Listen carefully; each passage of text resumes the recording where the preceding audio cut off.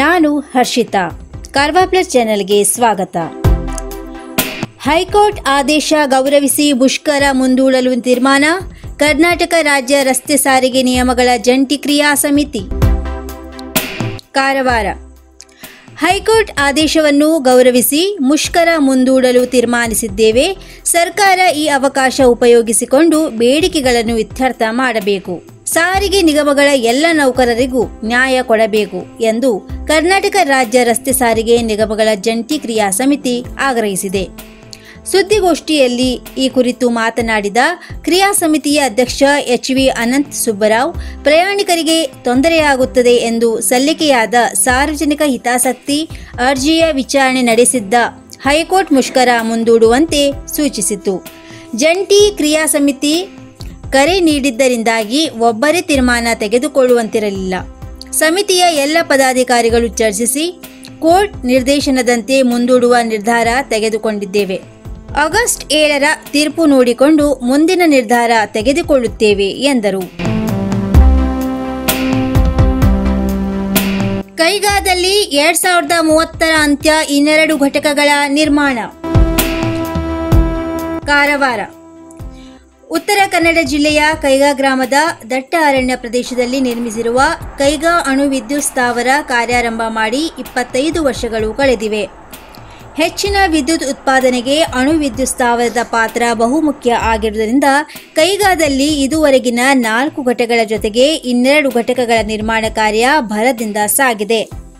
2030ರ ಅಂತ್ಯ ಅಥವಾ 2031ರ ಆರಂಭದಲ್ಲಿ ಕಾರ್ಯಾರಂಭ ಆಗಲಿದೆ ಎಂದು ಅಣು ವಿದ್ಯುತ್ ಕೇಂದ್ರದ ನಿರ್ದೇಶನದ ಬಿ ವಿನೋದ್ ಕುಮಾರ್ ತಿಳಿಸಿದ್ದಾರೆ.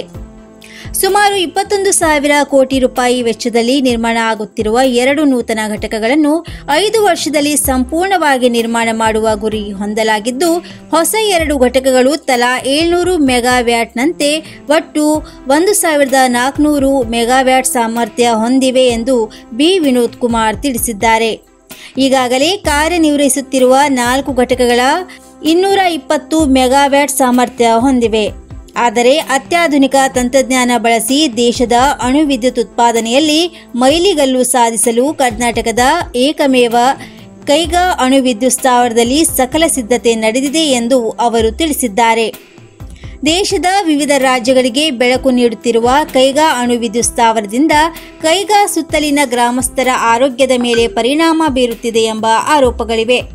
ಈ ಬಗ್ಗೆ ಪ್ರತಿಕ್ರಿಯಿಸಿದ ಅಣು ವಿದ್ಯುತ್ ಸ್ಥಾವರದ ನಿರ್ದೇಶಕ ಬಿ ವಿನೋದ್, ನಿಸರ್ಗದ 10 ಹಲವು ಮೂಲಗಳಿಂದ ಬರುವ ರೇಡಿಯೇಷನ್ ಪ್ರಮಾಣಕ್ಕಿಂತ ಅಣು ವಿದ್ಯುತ್ ಸ್ಥಾವರದ ರೇಡಿಯೇಷನ್ ಪ್ರಮಾಣ ಬಹಳಷ್ಟು ಕಡಿಮೆ ಇದ್ದು, ಈ ಬಗ್ಗೆ ಜನರು ತಪ್ಪು ತಿಳುವಳಿಕೆಯಿಂದ ಹೊರಬರಬೇಕು ಎಂದು ಮನವಿ ಮಾಡಿದರು. ಇದೇ ವಿಚಾರವನ್ನು ಅಣು ವಿದ್ಯುತ್ ಸ್ಥಾವರದ ಹಿರಿಯ ವಿಜ್ಞಾನಿ ತಿಪ್ಪೇಸ್ವಾಮಿ ಕೂಡ ಒತ್ತಿ ಹೇಳಿದ್ದಾರೆ.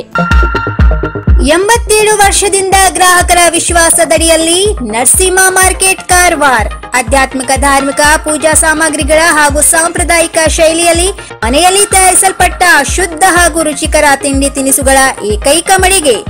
ಪೂಜಾ, ಹೋಮ, ಹವನ, ಮದುವೆ, ಮುಂಜಿ, ಗೃಹ ಪ್ರವೇಶ ಎಲ್ಲ ಕಾರ್ಯಕ್ಕೆ ಬೇಕಾಗುವ ಪೂಜಾ ಸಾಮಗ್ರಿಗಳು, ಬಾಳೆ ಎಲೆ, ಬಾಳೆಗಿಡ, ಬಾಳೆಗೊನೆ, ಮಾವಿನ ತೋರಣ, 5 ಜಾತಿಯ ಜೋಡು ಹಣ್ಣುಗಳು, ಬೇಲಪತ್ರೆ, ತುಳಸಿ, ಹರಿಯಾಳ, ಶಂಖ, ರುದ್ರಾಕ್ಷ, ಕಡಧಾನ್ಯ, ಬಾಸಿಂಗ, ಮದುವೆ ಡಿಸೈನ್ ಕಾಯಿ, ಹೂವಿನ ಹಾರ, ಆಕಳ ಶುದ್ಧ ಹಾಲು, ಶುದ್ಧ ಗೋಮೂತ್ರ, ತುಪ್ಪ ಸಿಗುತ್ತದೆ.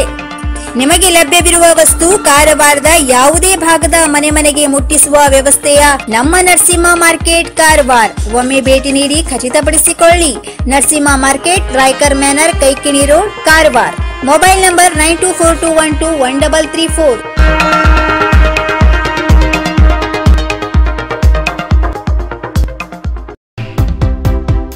ಇನ್ನು ಮತ್ತಷ್ಟು ಸುದ್ದಿಗಾಗಿ ಕಾರ್ವಾರ್ ಪ್ಲಸ್ ವೀಕ್ಷಿಸಿ. ನೀವು ಯೂಟ್ಯೂಬ್ ಅಲ್ಲಿ ನೋಡ್ತಿದ್ದೀರಿ, ಸಬ್ಸ್ಕ್ರೈಬ್ ಮಾಡಿ, ಬೆಲ್ ಐಕಾನ್ ಕ್ಲಿಕ್ ಮಾಡಿ. ಧನ್ಯವಾದಗಳು.